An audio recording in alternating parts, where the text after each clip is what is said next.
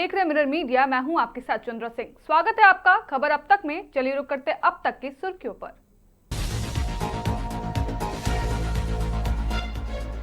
फलता के बाद सालनपुर में पुलिस कस्टडी में टीएमसी नेता का रोड शो। सड़कों पर पैदल चलाए गए भोला सिंह।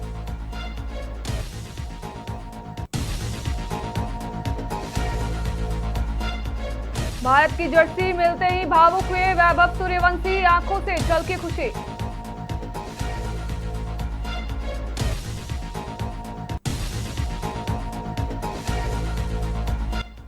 जमीन के नीचे कोयला, ऊपर लैंडस्लाइड का खतरा। ईसीएल प्रोजेक्ट के खिलाफ किसानों का आंदोलन।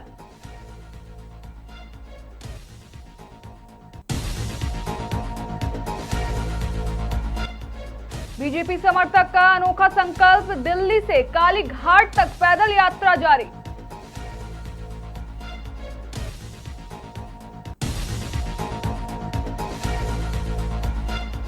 बलिदान दिवस पर डॉक्टर श्यामा प्रसाद मुखर्जी को श्रद्धांजलि। भाजपा नेताओं ने याद किया योगदान।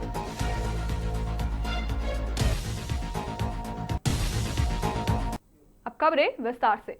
दक्षिण 24 परगना के फलता के बाद अब पश्चिम बर्धमान के सालानपुर में पुलिस कार्रवाई को लेकर नई बहस छिड़ गई है। पत्थर खदान से जुड़े एक मामले में गिरफ्तार सालनपुर ब्लॉक तृणमूल कांग्रेस के उपाध्यक्ष विजय सिंह उर्फ भोला सिंह को पुलिस मंगलवार सुबह रूपनारायणपुर इलाके में भारी सुरक्षा के बीच पैदल लेकर गई। इस दौरान बड़ी संख्या में लोग जमा हो गए और कुछ लोगों ने चोर चोर के नारे भी लगाए। घटना के बाद राज्य में राजनीतिक बयानबाजी तेज हो गई है। भाजपा नेताओं ने पुलिस की कार्रवाई का समर्थन किया है। वहीं इस मामले ने पुलिस की कार्यप्रणाली और कानून व्यवस्था को लेकर नए सवाल खड़े कर दिए हैं। सालानपुर की यह घटना पूरे इलाके में चर्चा का विषय बनी हुई है। भोला सिंह जैसा एंटी सोशल क्रिमिनल जिसका विरुद्ध में बहुत सारा एलिगेशन है, जमीन हड़पना, उसके बाद आपका एक्सटॉर्शन मनी लेना, धमका के डरा के पैसा लेना, एक नहीं हजारों एलिगेशन है। एवं और हर एक जो हम लोगों का सालनपुर का जितना भी आदमी है वो सब इनसे खपा है। समस्तीपुर के युवा क्रिकेटर वैभव सूर्यवंशी का टीम इंडिया की जर्सी पहनने का सपना आखिरकार सच हो गया। भारत की जर्सी हाथ में आते ही वैभव भावुक हो गए और उनकी खुशी देखते ही बन रही थी। बीसीसीआई द्वारा शेयर किए गए वीडियो में यह खास पल कैद है जिसे क्रिकेट प्रशंसक खूब पसंद कर रहे हैं। समस्तीपुर से निकलकर दुनिया तक अपनी पहचान बनाने वाले वैभव की यह उपलब्धि युवाओं के लिए प्रेरणा बन गई है।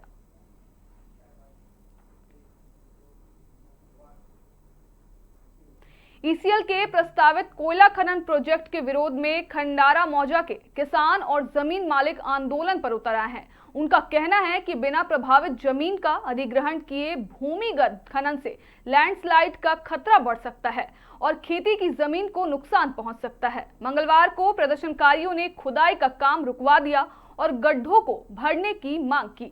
आंदोलनकारियों ने चेतावनी दी है कि उचित मुआवजे और सहमति के बिना प्रोजेक्ट शुरू नहीं होने दिया जाएगा।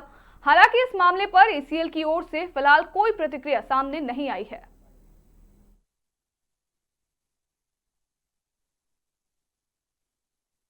बनवाने के लिए माइंस का कौन सी हो रहा था यहाँ पर, कौन सी के लिए? अभी भी तो क्या होगा यहाँ पे? अभी भी सर मालूम नहीं। क्या काम था आपका? क्या काम था आपका? काम क्या था? हम यहाँ देख रहे थे सब काम, लेबर वही मशीन वशीन सब। कौन कर रहा है ये? मिनसोल कर रहा है, मिनसोल। क्या होगा यहाँ पे? तो बता नहीं सकते, लेकिन शायद। अभी क्या हुआ? अभी आने के बाद क्या हुआ? आप क्या देख रहे हैं? हम तो नाली बनवा रहे थे उसका कटा करके। अभी काम बंद है? हाँ अभी बंद। क्यों बंद? क्यों?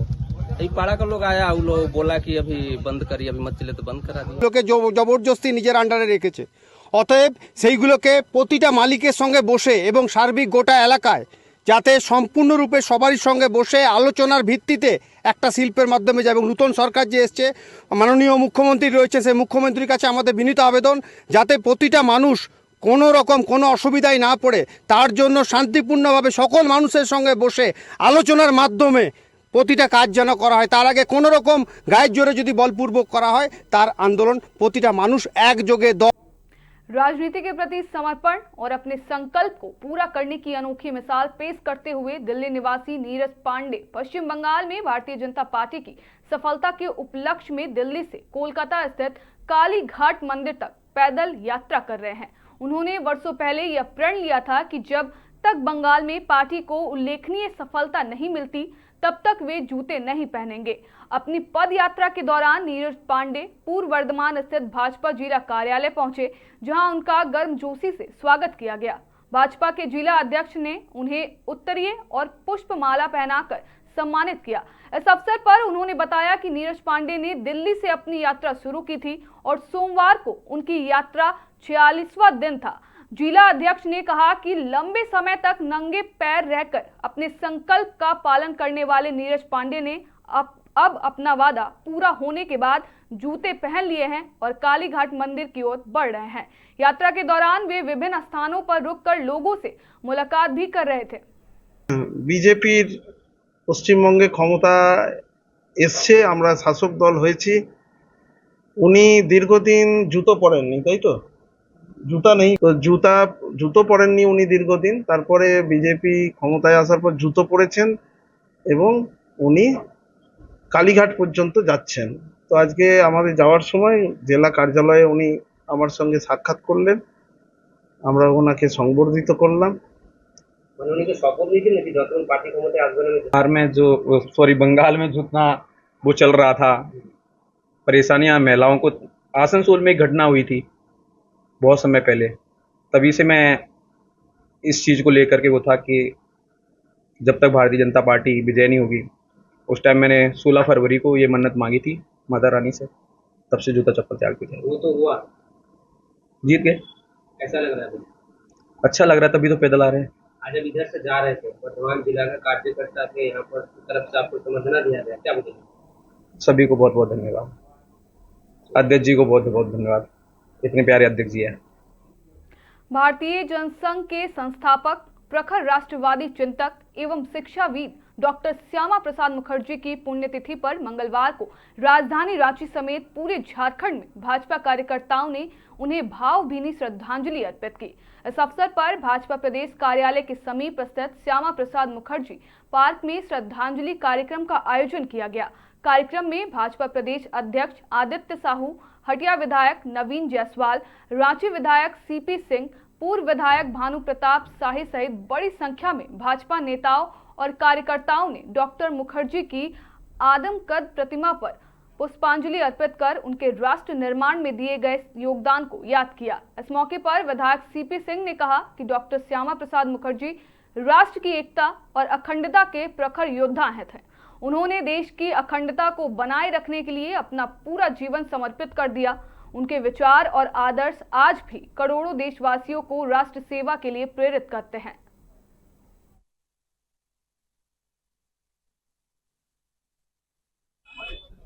एक ऐसे महापुरुष थे जिन्होंने भारतीय जनसंघ की स्थापना, और सिर्फ स्थापना ही नहीं की, बल्कि आज जम्मू कश्मीर भारत का जो अभिन्न अंग बना हुआ है, ये देन डॉक्टर श्यामा प्रसाद मुखर्जी जी, क्योंकि पहले वहाँ अलग झंडा होता था, अलग प्रधान होता था। तो उन्होंने कहा कि देश का एक संविधान होगा, एक निशान होगा और एक प्रधान होगा।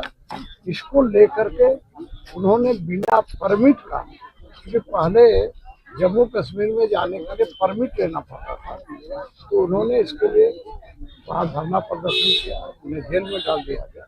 और उस समय शेख अब्दुल्ला की सरकार ने एक कार्यकाल में जेल में ही उनकी मौत हो गई। ये बलिदानी व्यक्ति थे। स्वाभाविक रूप से भारतीय जनसंघ के संस्थापक होने के नाते और एक क्रांतिकारी बलिदानी होने के नाते भारतीय जनता पार्टी ने उनके जन्म दिवस और उनके बलिदान दिवस के अवसर पर पुष्पांजलि करके माल्यार्पण करके रेलवे द्वारा विभिन्न सेक्शनों में किए जा रहे रोलिंग ब्लॉक के कारण झारखंड में रेल परिचालन प्रभावित हुआ है। इसका असर बोकारो समेत राज्य के कई प्रमुख रेलवे स्टेशनों से होकर गुजरने वाली ट्रेनों पर पड़ा है।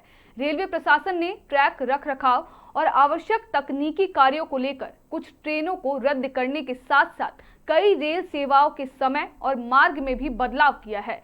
अचानक हुए इस बदलाव से यात्रियों को परेशानियों का सामना करना पड़ रहा है। रेलवे ने यात्रियों से यात्रा से पहले अपनी ट्रेन की स्थिति की जानकारी लेने की अपील की है। रेलवे प्रशासन ने कहा है कि कार्य पूरा होने के बाद ट्रेनों का परिचालन सामान्य कर दिया जाएगा।